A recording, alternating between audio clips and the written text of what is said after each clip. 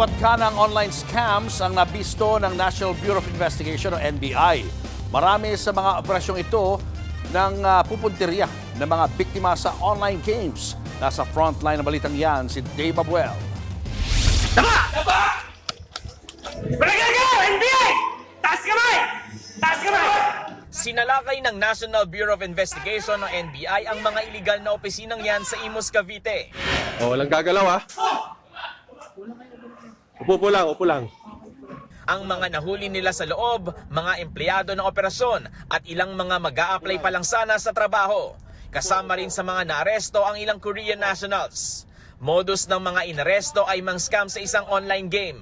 Nagbebenta ang mga ito ng account at mga items sa laro sa mas mataas na halaga. Pag nakubra na ang bayad sa mga biktima, ire-report nito ang binentang account para bumalik sa mga scammer ang ownership nito at walang mapala ang buyer. Ganyan din ang modus sa isa pang sinalakay na operasyon sa Angeles, Pampanga. Sangkot din ang dalawang Korean nationals dyan. Sa isang kondo sa Makati City, iba ang pakulong gaming scam ng 6 na mga Vietnamese na nadakip. Ang operasyon nila, walang ibinibigay na panalo sa mga nananalo sa online game nila. Akala nila legal po or legit yung kanilang website na kanilang tinatransactionan, pero pag nanalo po sila, wala po silang nakukuha na winnings. Sa Parañaque naman, love scam at investment fraud ang nabistong modus ng isang ahensya. Nanggugoyo ang mga suspect ng mga Pinoy at foreigner na mag-invest sa Peking cryptocurrency.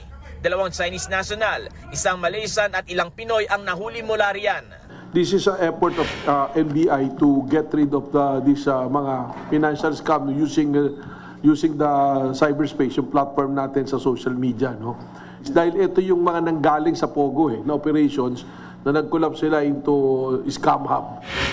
Kahapon, sama-sama ang mga nahuling scammer na ipininisinta ng NBI sa media. Mahaharap sila sa mga patong-patong na reklamo. Nagbabalita mula sa Frontline, Dave Abuel, News 5. Mga kapatid, Julius Babaw po. Para sa komprehensibo at makabuluhang balitaan at talakayan, mag-follow at mag-subscribe na sa social media pages ng News 5.